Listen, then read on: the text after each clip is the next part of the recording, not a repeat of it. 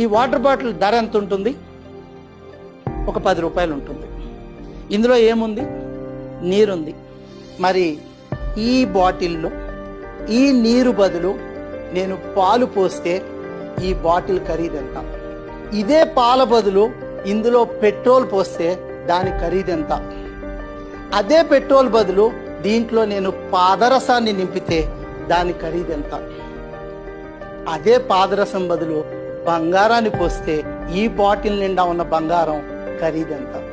అంటే బాటిల్ మారదు, కంటైనర్ మారదు, కంటెంట్ మారుతుంది, మన కంటెంట్ మారుతుంది. ప్రపంచం నీకు విలువనిచ్చేది ఈ శరీరానికి కాదు, ఈ మెదడులో ఉన్న జ్ఞానానికి. నీలో ఏది ఉంచుకున్నావన్నది ప్రపంచం నిన్ను గౌరవించడానికి సాధనం అవుతుంది.